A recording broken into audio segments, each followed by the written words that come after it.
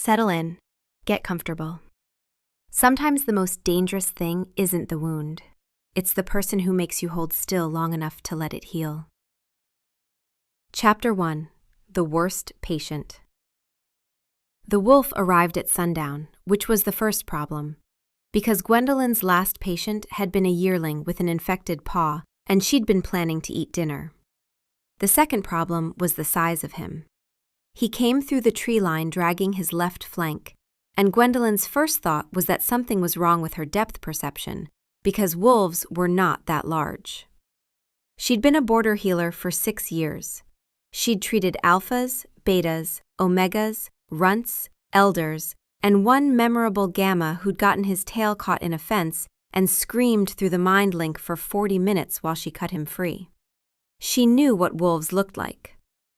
This one looked like someone had built a wolf and then decided to build more of it. Dark gray, dense coat, thick enough to lose a hand in, silver tipping the ears, and gold eyes, pale, vivid, fixed on her with the absolute focus of something that had chosen exactly where it was going and arrived. He collapsed on her doorstep.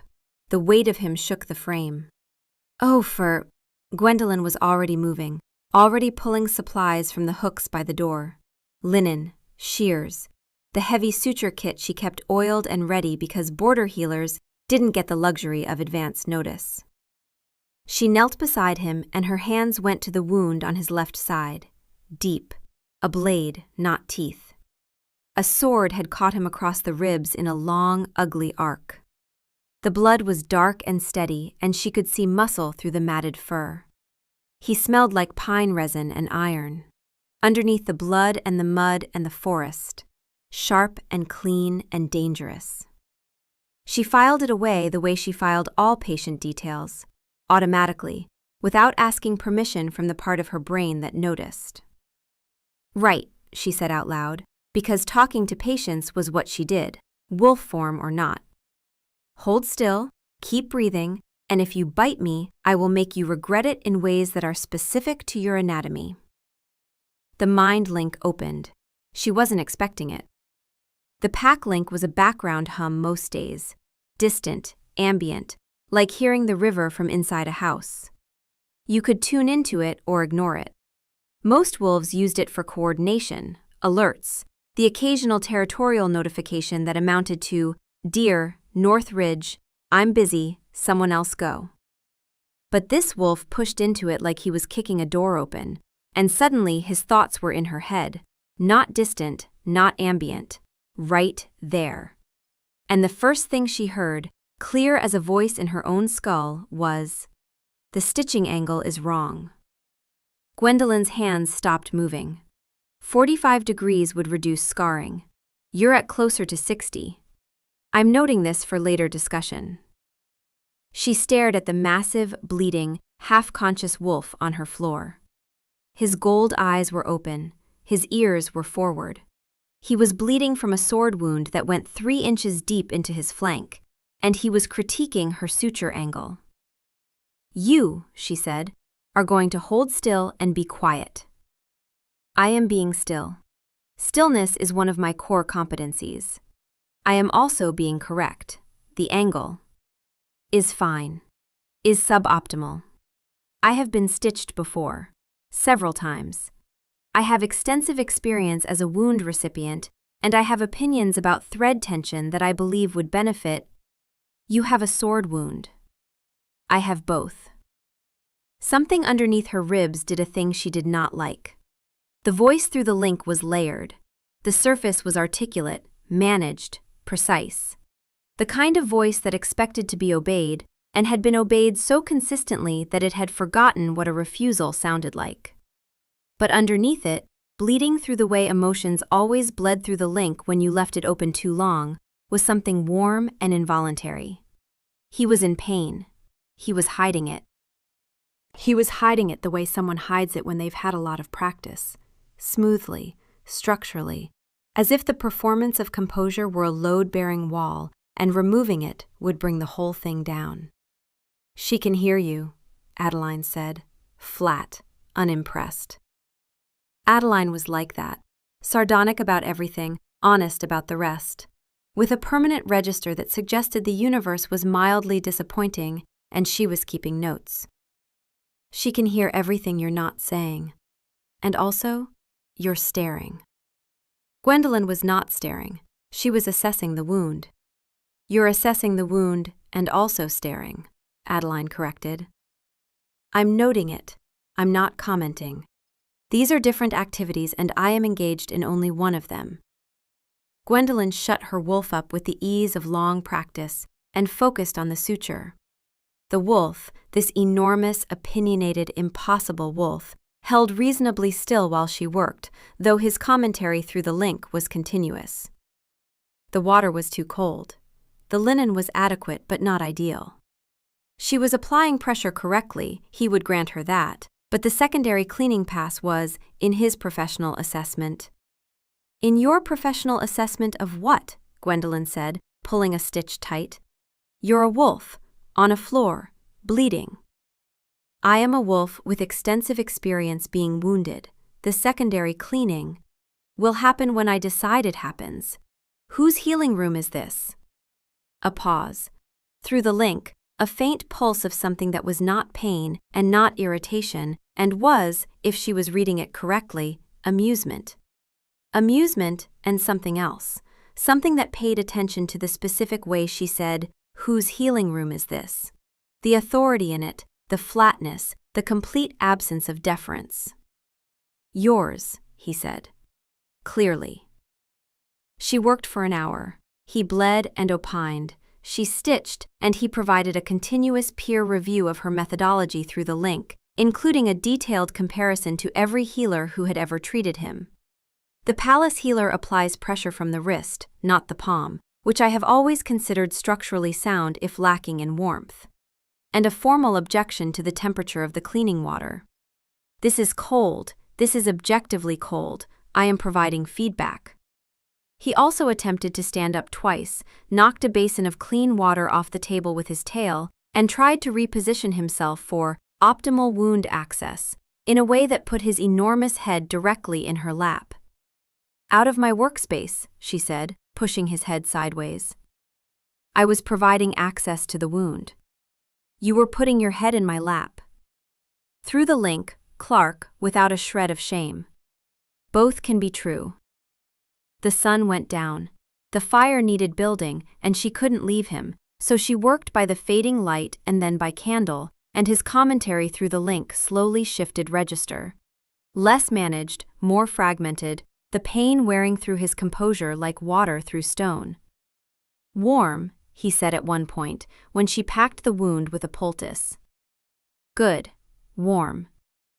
The fire, he said, when she stacked the logs. Just that, not a critique, an observation. The animal layer surfacing as the human layer tired. Home, he said, quieter, when she covered him with a blanket. And then, very softly, as if he hadn't meant to send it at all. Comfrey and clean linen. Her scent. He was cataloging her scent through the link. Not deliberately, involuntarily, the way a wolf registers something important without deciding to. Gwendolyn sat back on her heels. Her hands were bloody. Her dinner was somewhere behind her, cold.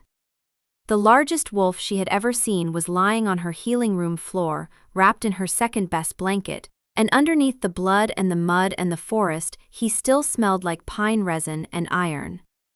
It was in his fur, in the heat of his body, in the air around him. No, Adeline said. Gwendolyn ignored her. No, Adeline said again, flat. Emphatic.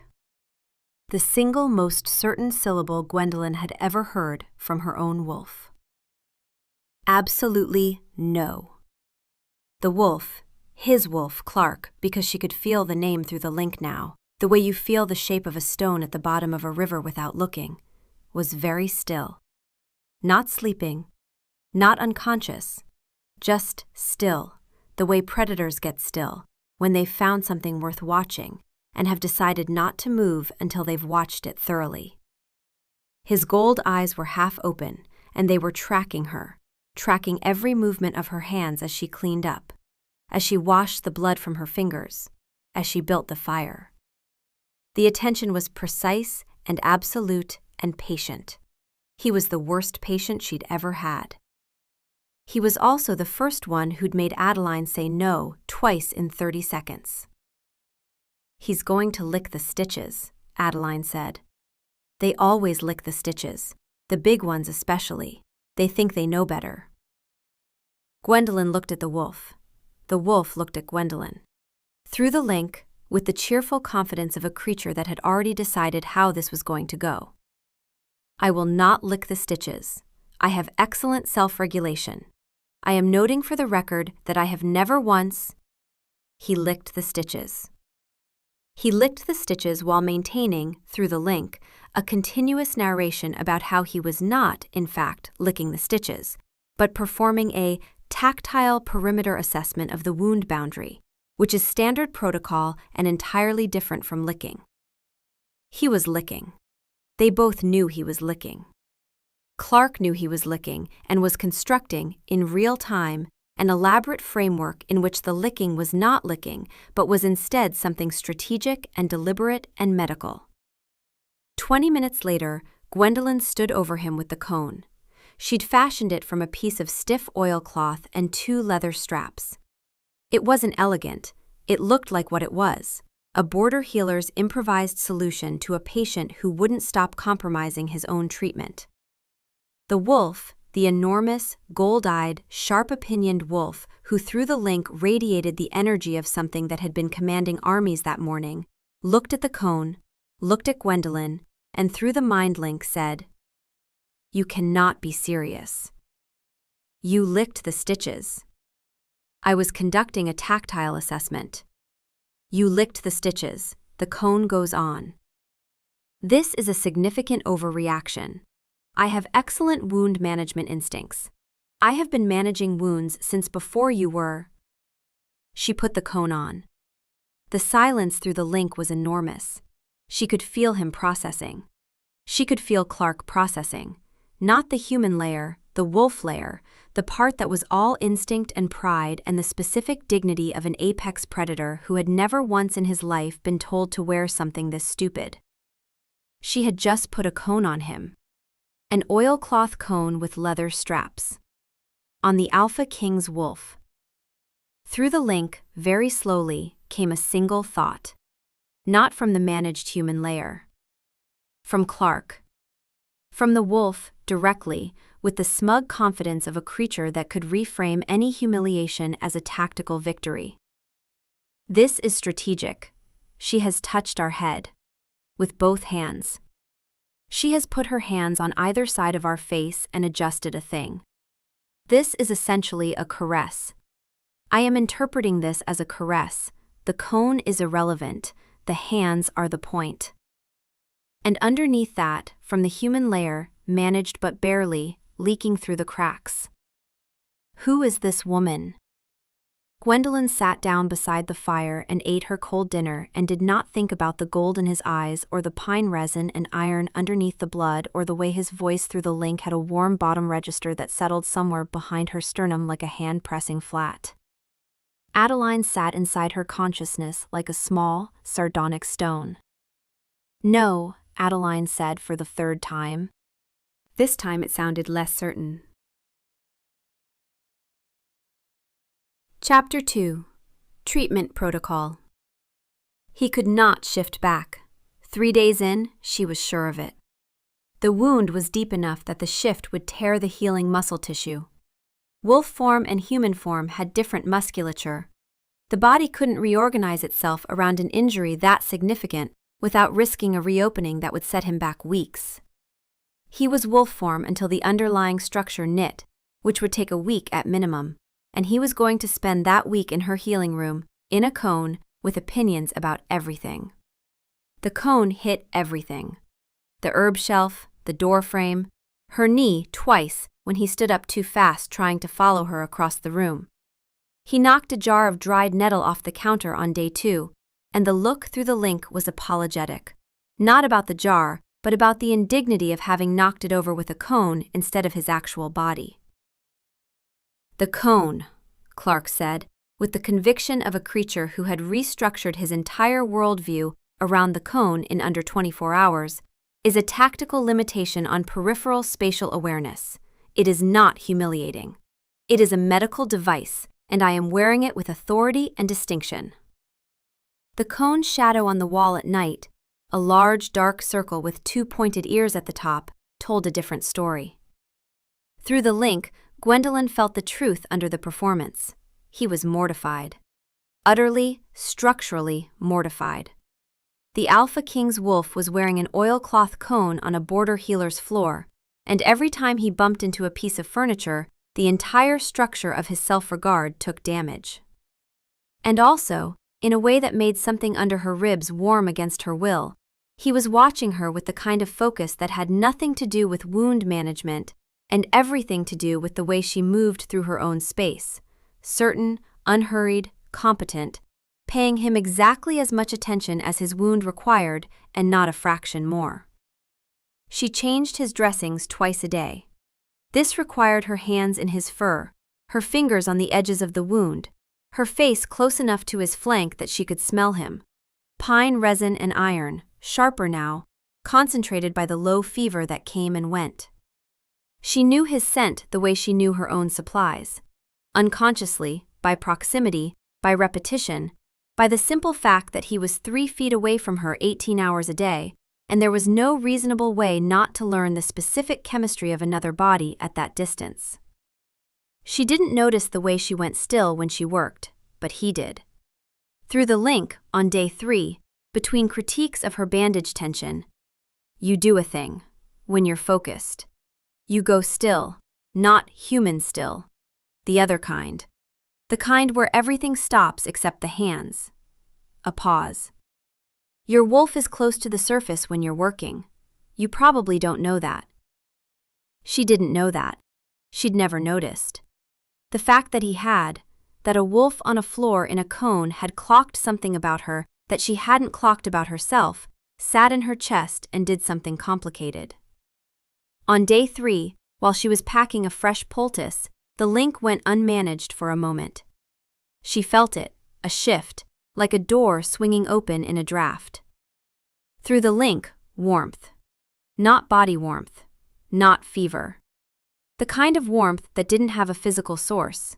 The kind that was just her. Her hands on him.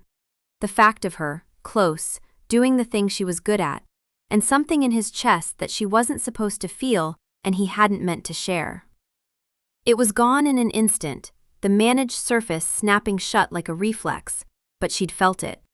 Like stepping into a warm room before someone pulled the door closed. Her hands went still on the bandage. He went still under her hands. 2 kinds of still that meant 2 different things. Hers careful, his caught. I can hear you, she said through the link, before she could stop herself. Not with words. With the feeling underneath the words. I know you felt that. I know you didn't mean to share it. I know. He said nothing. Clark said nothing. The silence through the link was not the managed kind. It was the kind of silence that happens when someone has been caught and is deciding whether to run. Then, very carefully, from the managed surface. The poultice temperature is excellent today, notably improved from yesterday's application. She went back to work. Her hands were steady. Her heartbeat was not. Your heartbeat is not steady, Adeline observed, sardonic, unhurried. The energy of a wolf who was keeping a running tally and had opinions about the total. Shut up. I'm noting, not commenting. These are distinct professional activities. Those are the same thing and you know it. No, Adeline said. Not about the noting, about everything. About the wolf on the floor and the warmth through the link and the pine resin and iron and the gold eyes that tracked Gwendolyn across the room as if she were the only moving thing in a world full of moving things. No, we are not doing this. I want this on the record. I am saying no. The record was getting long. Adeline had been saying no for 3 days. The conviction had been declining steadily. The conversations through the link got longer at night. During the day, he was managed. The Alpha King through the link, precise, specific, commenting on her technique with the detachment of someone used to issuing assessments. He had opinions about her inventory system, adequate but not indexed. Her firewood, dry enough but inconsistently sized. And the structural integrity of her herb shelf, a liability, historically speaking, even before the cone became a factor. He was infuriating and specific and very, very smart, and she found herself arguing with him about suture technique and supply rotation and the correct method for drying comfrey with the focused pleasure of someone who hadn't had a real argument in months. But at night, when the fire was low and the pain was worse and his control cost more, the managed surface thinned. Underneath, fragments, sensory, half-formed. "The fire," he said on the fourth night. "It sounds different here. Smaller than the palace hearths. Closer. Everything smaller than the palace. Better," he sent. And then, quickly, the managed surface reasserting. "I mean, the scale is appropriate for the clinical space, architecturally." Architecturally, Adeline repeated inside Gwendolyn's head. He said architecturally about a fireplace. This is a man who has never once in his entire life said what he meant on the first attempt. On the fifth night, he asked about the jars, not the contents, the labels. She'd written them herself, small, precise handwriting on parchment strips tied to the necks with thread, and he wanted to know why she used thread instead of paste. "Thread comes off clean. Paste leaves residue, and I rotate stock every season." Through the link, the warm undercurrent of a man filing away a piece of information about her that had nothing to do with healing and everything to do with the way her mind worked. "Logical," he sent. "Efficient. The labeling system overall is, if you say adequate but not indexed one more time, I will make a second cone." A pause. The link hummed with amusement he couldn't quite manage away. "The labeling system is exceptional," he amended. "I withdraw all previous assessments of your organizational methodology." "You're afraid of the second cone." "I have a healthy respect for the cone. There is a difference." Something about the way he said it, the precision of healthy respect, the small, dry dignity of a wolf in an oilcloth collar insisting he was not afraid of the oilcloth collar, made her laugh.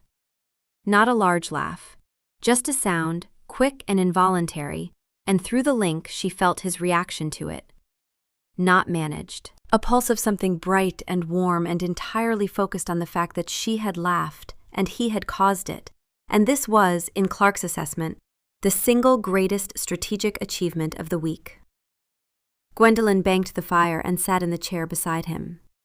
She did this most nights now, not because he needed monitoring, but because the link was open and the alternative was lying in her bed in the other room, hearing his thoughts drift toward her through the wall, like heat through stone. Closer was easier. Closer meant she could manage it. Closer is not easier, Adeline said. Closer is the problem. You are sitting in a chair at 2 a.m. watching a wolf sleep because you would rather be near the problem than alone without it. I need you to hear what I'm saying. This is what I'm saying. He wasn't sleeping. His gold eyes were open, watching her in the firelight, and the cone cast its shadow on the stone wall, the ridiculous circle with the ear tips. And he was the Alpha King of the 9 Reaches, lying on a border healer's floor in an oilcloth cone, and he was looking at her as if she were the most important thing that had ever walked into a room he was in. "You never told me why you came here," she said, out loud, not through the link. Through the link, the managed surface flickered. She felt him choose his words, felt him curate the response before it arrived, felt the tiny, careful adjustment of a man selecting which parts of the truth to release and which to hold behind the wall. "I was injured. Your territory was closest. The palace is 2 hours by Wolf Run. Your border is an hour east. I'm an hour west. You ran past your own territory to get to me. I was disoriented from blood loss. You gave me a 45-degree critique of my suture angle within 90 seconds of arrival. You were not disoriented. Through the link, a pulse of something that was almost a laugh. Not managed. Real, warm, involuntary. It settled in her chest like a struck bell. She liked the sound of it inside her head. She did not want to like the sound of it. He didn't answer. His gold eyes held hers in the firelight, and the link hummed between them. Open, warm, full of the things he was choosing not to say, and the things she was choosing not to ask, and the specific, mutual, unbearable awareness that both of them knew the other was choosing. The link, Adeline said, is open. The link is open, and you are sitting 3 feet from the Alpha King's wolf at 2 a.m, and you are enjoying the shape of his silence. I want you to hear this. No? No. On day 5, she was checking the healing along his flank, leaning close, fingers parting the fur, her face near his ribs, and his nose came up. Not fast, not sudden. A slow turn of his enormous head, the cone bumping her shoulder, and then his nose was near her neck, near her jaw, and through the link. Comfrey and clean linen and something else. Something underneath. Something warm. Something that smells like... she smells like. He stopped. She felt him stop. Not his body, his thoughts. The link slamming shut like a hand over a mouth. But not fast enough. She'd felt it. The underneath. The thing he'd almost named. Want. Not managed, not curated, not assessed, not architecturally reframed. Just want. Plain and specific and aimed at her like a compass needle. And the shock of it went through her like a bell being struck from inside. She stepped back. 1 step. 2. Her back hit the herb shelf and a jar of chamomile rattled. He lay very still. The cone cast its ridiculous shadow on the wall. His gold eyes were wide, and there was nothing managed in them at all. Just a wolf in a cone who had just accidentally broadcast the most honest thing he'd felt in years. Well, Clark said, into the silence, smug and unrepentant even now, because Clark was constitutionally incapable of experiencing shame about wanting things. She smells incredible. I'm not apologizing for noticing. This is a fact. Facts don't require apology. We should tell her more often. Gwendolyn left the room. She went outside and stood in the dark and pressed both hands to her face and breathed until her heartbeat stopped doing the thing it was doing, which was hammering against her ribs like something trying to get out. No, Adeline said. But this time, underneath the flat denial, there was something else. Something Adeline hadn't meant to share either. Something that sounded, against all available evidence, like, oh. Chapter 3. The Shift. He shifted on day 7. She wasn't in the room. She heard it through the wall, the sound of a body reorganizing itself, which was never pleasant, a series of cracks and adjustments that sounded like someone folding a house back into a man, and then a thump, which was the man hitting the floor, because shifting while injured was not graceful. She came through the door. He was on the floor. He was human. He was also naked, which was how shifting worked, and which she knew perfectly well, and which did not explain why she stopped in the doorway as if she'd walked into a wall. He was large. That had been obvious in wolf form, but it was different in human form, where large meant shoulders and arms and hands and a chest that was broader than it had any right to be. Dark hair, too long, pushed back from his face. Steel gray eyes with gold at the edges. A scar through his right eyebrow. She hadn't noticed it in wolf form. A jaw that was set in the specific way of a man who had just landed on a stone floor naked and was trying very hard to seem like he'd meant to do it. The wound on his side was partially healed, a livid, puckered line across his ribs where her stitches had held. He was sitting on the floor beside the bed, one hand bracing himself, the other across his ribs, and he smelled, even from across the room, even in human form, like pine resin and iron. The man and the wolf wore the same scent. Gwendolyn threw a blanket at his head. "Cover yourself." Now." He caught the blanket. He wrapped it around his waist with the efficient movements of a man who had shifted back from wolf form enough times to have a blanket protocol. His hands were sure, even half broken on a floor. His hands moved like they knew where everything was, including him.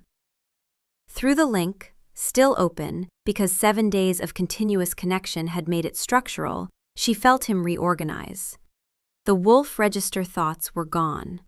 The human register was back, full and articulate and managed, and the contrast was like someone turning on overhead lights in a room that had been firelit for a week. "He's human," Adeline said. Flat, as if this were a problem she hadn't anticipated. "He's human and why does he look like that?" He was already a problem as a wolf. This is worse. This is significantly worse. "I need to check the wound," Gwendolyn said. Steady, professional. "Fine." She knelt beside him. Her hands went to his ribs, human ribs now, warm skin over muscle, and the difference hit her like a change in altitude. Fur to skin, animal to man.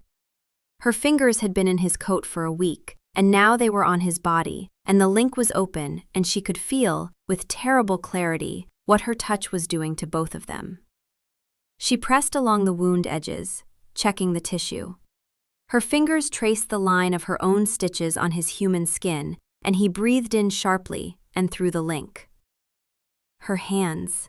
Her hands are on, the same hands that stitched the wound and put on the cone and built the fire every night, and they're on. He shut it down. Fast.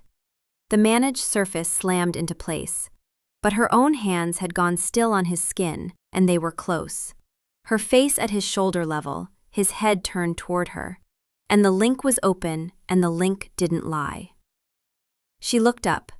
He looked down. 8 inches between their faces. His eyes were gray with gold flooding in from the edges. And the gold was Clark, right there, not speaking, just present. And through the managed surface she could feel the shape of everything he was not saying. Which was everything. Which was the fact that she had been 3 feet away from him for a week, and he had memorized the rhythm of her breathing. "Gwendolyn," he said. His voice was lower than it should have been, half an octave dropped. Through the link, from him, clear and unmanaged. "Your eyes just changed. The hazel went bright, almost green. Your wolf is right there." He could see it. He could see Adeline in her face the way she could see Clark in his. The animal surfacing through the human, visible if you knew where to look. She could smell him, pine resin and iron at point-blank range, and she could feel her own heartbeat in her throat and his through her fingertips on his skin. And through the link both hearts were audible, and neither was steady. "No," Adeline said. "No, no, no, no." A knock at the outer door. Gwendolyn stood up, stepped back, breathed, went to the door. A beta from the Border Patrol, not carrying a letter, carrying blood. His own. A fresh wound across the forearm, field bandaged, already soaking through. The eastern approach took a hit last night. 2 patrol units down. Another wave expected by morning. He looked past her at the king on the floor. "The War Council has been asking for you, Your Majesty. For 3 days. They've been—" He trailed off, looking at the blanket, the healing room, the oilcloth cone on its hook. "They need you back." Emmerich was already standing. The blanket to trousers transition happened fast. Gwendolyn found him clothes, the same too small shirt, and while she stitched the beta's arm, Emmerich dressed behind the partition and came out looking like a king who'd been sleeping on a healer's floor for a week, which was exactly what he was. He waited until the beta left. Then he stood in the middle of her healing room, too large for it, filling it. the ceiling too low for his shoulders. And through the link, not managed, not curated, just honest. Come with me. Not a command. The Alpha King didn't command through the link. He asked. And the asking was worse than commanding, because she could feel what was underneath it. Fear. Not for himself, for her. The border was the front line, and the front line was moving, and her healing room was one bad night from being behind it. No, she said, out loud. Through the link, he flinched. Not visibly, inside where the link carried it. My patients are here. The border wolves need a healer more during a war, not less. If I leave, the next wolf who comes through that tree line bleeding doesn't have anywhere to go. The next wolf who comes through that tree line could be followed by 20 more. Then I'll need more linen. He looked at her. She looked at him. The room was warm with firelight and the day's last sun through the window, and neither of them was wrong. That was the thing. He wasn't wrong. The border wasn't safe. She wasn't wrong. Her patients needed her here. The two truths sat in the room together and took up all the space, and there was no argument that could make one of them false. I can't order you, he said. No. I wouldn't. I know. And she did. She could feel it through the link, the specific restraint of a man who had the authority to command and was choosing not to use it, because the woman he wanted to protect was the kind of woman who would walk out his door if he tried. She's right, Clark said. Not smug, not reframing, just honest, for once, in a way that cost him. She's right, and we can't fix it, and I hate this. I know, Adeline said, quiet. I know. He left that afternoon. She stood in the doorway and watched him go, human form, walking, because the wound was still too fresh for a full run. He turned at the tree line. She could see his face from 50 feet, the jaw set, the hands open at his sides, the eyes that might have been gold even at that distance. Through the link, growing thinner with every step. I'll come back.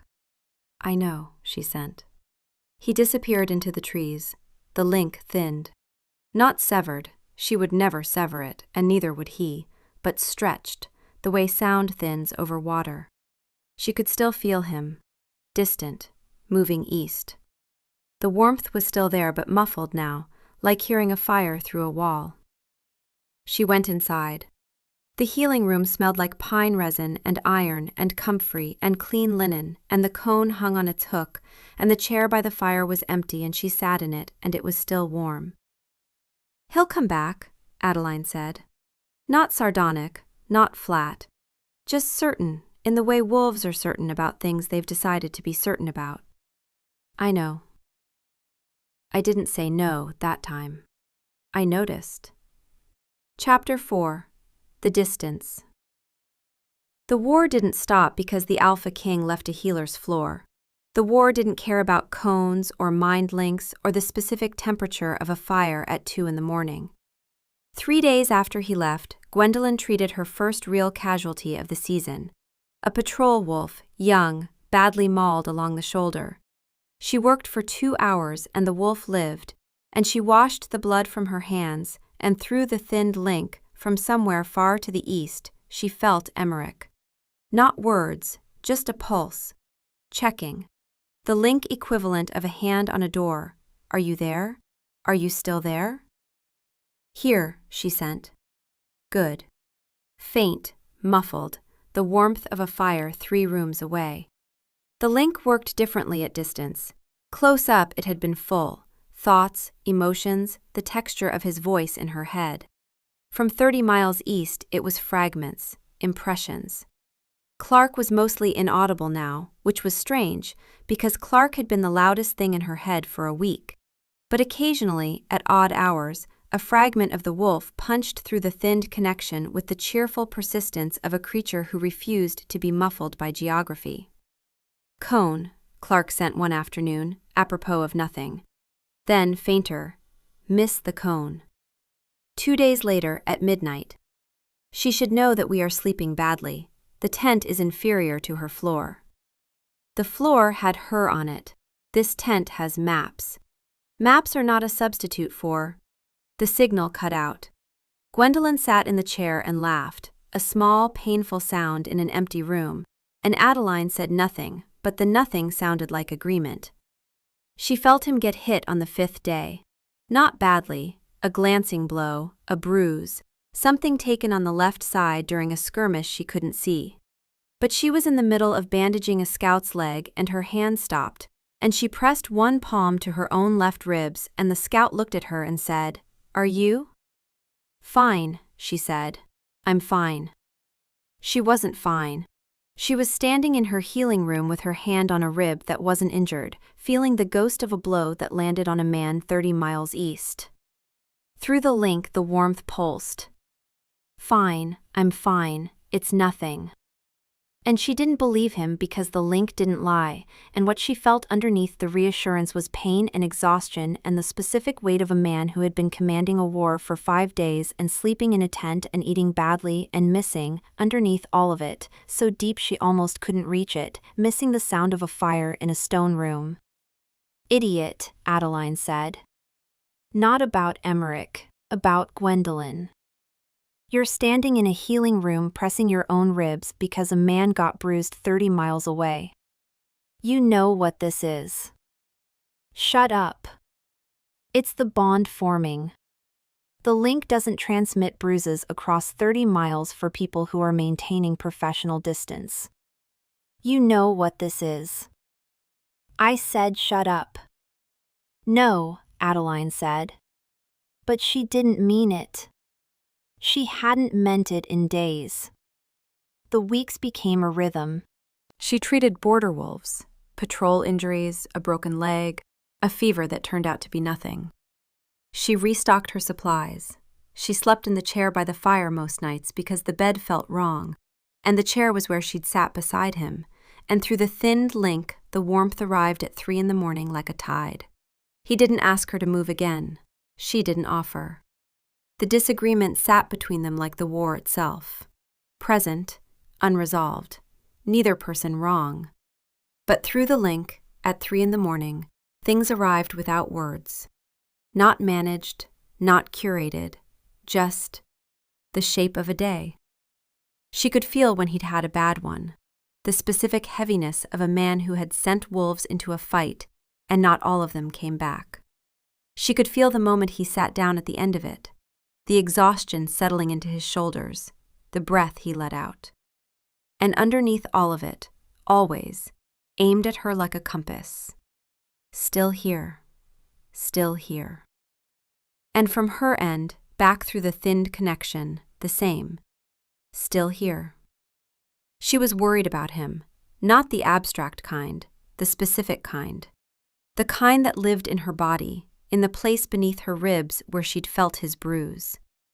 He was the alpha king. He was at the front. The front was dangerous, and he was the kind of man who would stand in the most dangerous part of it, because that was where a king stood. And she knew this about him the way she knew the sound of his breathing, which was to say, completely, involuntarily, from a week of sleeping 3 feet apart. Through the link, she could feel his worry too. About her. The border was exposed and she was on it, and every time a patrol report came through with casualties, his thoughts reached west. Not a command, not even a plea anymore, just a reaching, the way a hand reaches for something in the dark. Neither of them said it. The link carried it anyway. 2 people 30 miles apart, each afraid for the other, each unable to go to the other, each staying where duty put them because that was who they were. It was, as Adeline had accurately identified, torture. The specific kind of torture that didn't look like anything from the outside. Gwendolyn's days were normal. Patience, supplies, the routine of a border healer in wartime, which was busier and harder and lonelier than peacetime, but structurally the same. She changed dressings and stitched wounds and restocked shelves and went to sleep in a chair. From the outside, a healer, working. From the inside, a woman who could feel a man breathing from 30 miles away and was pretending this was sustainable. He sent her things through the link that she didn't think he meant to. A memory of the fire in her healing room, surfacing while he was in a council meeting. The way her hands looked when she worked, precise, steady, certain, arriving unbidden while he was reviewing battle plans. The scent of comfrey and clean linen, conjured from nothing, hitting him in a tent that smelled like mud and iron. She sent things too, not deliberately. The link pulled them out of her the way water pulls heat from a stone. The sound of rain on her window. The weight of the chair arm under her palm. The specific way the fire cracked at 3 a.m, when the room was quiet and the only sound was the link humming between them. "This is torture," Adeline said one night. Flat, honest. No sardonic edge at all, which was how Gwendolyn knew it was serious. "This is actual torture. You are sitting in a chair feeling him breathe from 30 miles away, and he is sitting in a tent feeling you not sleep, and neither of you is saying anything, and it is the most painful silence I have ever been inside of. What would you have me say?" His name. Through the link. Just his name. Once. See what happens. Gwendolyn didn't. She sat in the chair and pressed her palm to the arm where his arm had rested, and the wood was long cold, but the link was warm. And through the thinned connection she felt him, steady and present, and 30 miles too far. And she held still and said nothing, and the nothing was the loudest thing in the room. On the 19th day, the link went quiet, not thinned, not muffled, quiet. The low, constant hum that had been in the back of her skull since the day he arrived, the warmth, the pulse, the faint pressure of another mind pressed against hers across 30 miles, went silent. As if someone had unplugged it. As if the river she'd been hearing through the wall had stopped running. She noticed at dawn. By noon, she was standing in the doorway staring at the tree line. By late afternoon, her hands were shaking. She tried sending. "Emmerich," through the link, into the silence. "Emmerich." Nothing came back. No warmth, no pulse, no fragments. Just the absence, vast and flat and wrong, like a room with no air in it. Adeline was pacing inside her. Not sardonic, not flat. Pacing. The animal register of a wolf who could not find the thing she needed to find. "He's alive," Adeline said. Then, less certain. "He's alive. He has to be alive. We would feel it if he wasn't. We would know." Would we? Adeline didn't answer, because neither of them knew. The bond wasn't complete. No mark, no bite, no seal. The link was a pack connection, not a mate bond.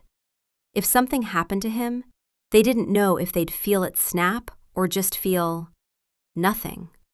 This, the quiet. Gwendolyn sat in the chair and didn't move for 6 hours. At 10 that night, the link came back. A pulse. Faint. Exhausted.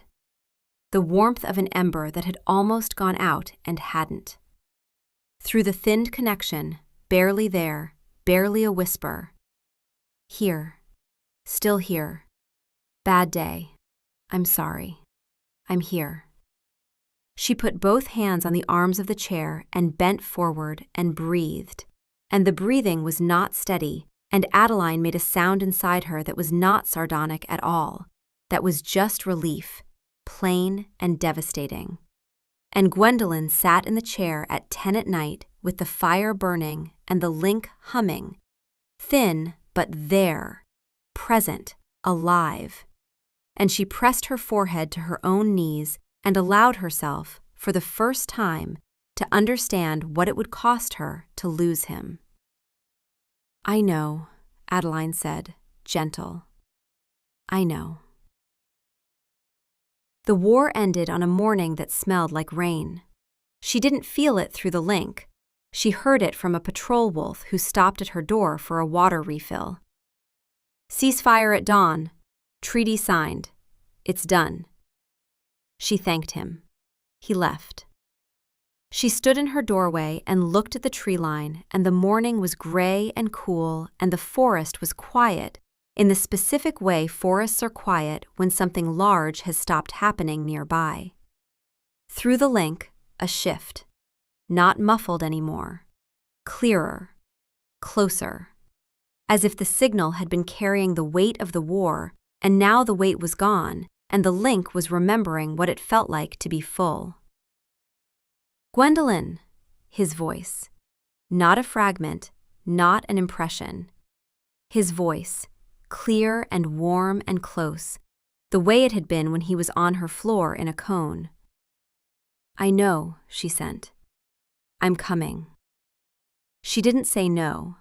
She didn't say yes. She stood in her doorway and felt him, getting closer, moving west, the link brightening with every mile like a lamp being turned up. And Adeline was very quiet, and the rain started, and Gwendolyn went inside and put water on the fire and did not think about what she was going to do when he walked through that door, because she already knew. Chapter 5. The Cone. He arrived in the late afternoon, human, on foot, in the rain. Not in armor, not in formal dress, just a man in a dark tunic with rain in his hair, walking out of the tree line toward a stone building that glowed warm through its window. He looked tired.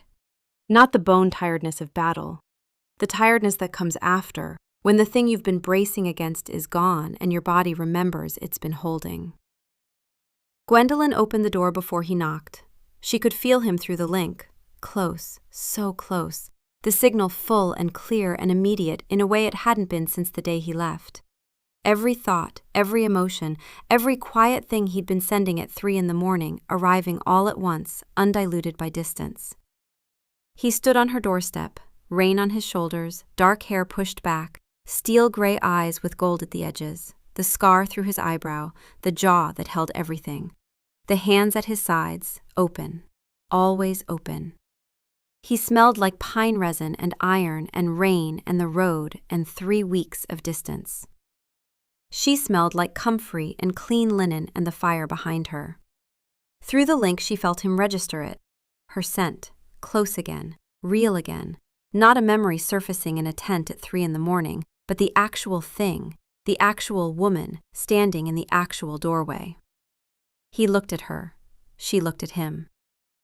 3 weeks, 30 miles, a war. And now just this. 2 people in a doorway in the rain, with a mind link wide open between them and nothing left to manage. The link between them was wide open and neither of them was managing it, and through it she could feel the shape of the last 3 weeks. Every night in the tent, every morning commanding a war he wanted to walk away from, every 3 a.m. pulse aimed at a stone room 30 miles west. And underneath it, plain and unperformed, "I'm here. I came back.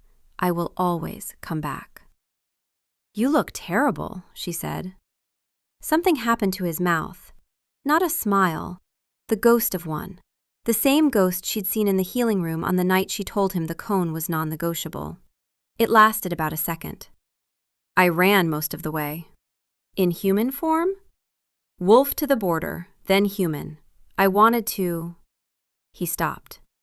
Through the link, the sentence finished itself without words. "I wanted to arrive as myself, not as the wolf you treated, as the man." She stepped aside. He came in. The healing room was the same. The herb shelf, the fire, the chair, the narrow bed. The cone on its hook by the door. He filled the room the way he'd filled it before. Too large, too present, the ceiling too low for his shoulders. Rain dripped from his hair onto the stone floor. He was looking at the chair. His chair. The one he'd slept beside in wolf form for a week. The one she'd sat in every night since he left. "Sit down," she said. He sat. She stood over him. He looked up at her. The gold was in his eyes. Clark, right at the surface. Not smug, not reframing, just there. present. The stillness of a wolf who had run 30 miles and was finally where he wanted to be. She took the cone off the hook. She held it for a moment. Oilcloth and leather straps, stained with poultice and dark gray fur. The most undignified thing she had ever made, and the most significant thing she had ever put on another person. She put it on him. On the man, not the wolf. Stiff oilcloth fanning out around his human face, leather straps hanging loose because it still didn't fit a human head. Ridiculous. Absurd. The alpha king of the 9 reaches, in a healer's chair, in a cone of shame, in the rain light of a late afternoon after a war. Not punishment, not grovel. Claim. A sound came out of her throat. Low, involuntary, not quite a growl. The sound a wolf makes when it puts its paw on something and means it. She didn't hear herself make it. Emmerich did. Through the link, his reaction. There. That sound. That's your wolf. That's Adeline. And then, quieter, with the raw warmth of a man who had just heard the most honest thing she'd ever said to him, and it wasn't words. She's beautiful. You're in my healing room. You're back. You're mine. My rules. Through the link, Clark erupted. The cone! She put the cone on us again! I have been saying this from the beginning. The cone is a romantic gesture. The cone has always been a romantic gesture. I told! Gwendolyn kissed him. Her hands on his face, both sides, palms against his jaw. The way she'd held the cone. The way her hands had always found his face when they needed to say something words couldn't carry. His hands came up, open, not fists, never fists. One at the small of her back, one in her hair, and the kiss was slow and certain, and tasted like rain and pine resin, and the warm, specific fact of 2 people who had spent 3 weeks 30 miles apart and had never once stopped reaching. Through the link, wide open, everything. His and hers and the whole distance collapsed into contact. Through her own mind, Adeline said nothing, absolutely nothing. A silence so total that it was, in its own sardonic, fed-up, done-pretending way, a complete surrender.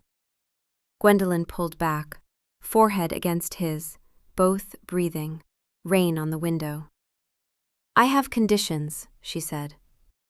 Through the link, the faintest trace of amusement, warm, real, alive in a way that nothing through the thinned link had been for 3 weeks. Of course you do. I'll come to the palace. He went still, not the managed kind. The kind of still that means something you'd stopped allowing yourself to hope for has just walked into the room and sat down. But the cottage stays mine. And when the border needs a healer, and it will, Emmerich, the border always needs a healer, I come back. No decrees about it, no council approval, no formal requests through appropriate channels. I decide when, and I go. Done. I'm not finished. The cone comes with us. It hangs in the palace healing room. And if you ever, at any point, in any context, lick your own stitches... He kissed her, not gentle. The kind of kiss that interrupts conditions because the man issuing it has been sitting in a tent for 3 weeks thinking about this specific mouth and has run out of patience for negotiation. She kissed him back. The cone was between them, ridiculous and perfect.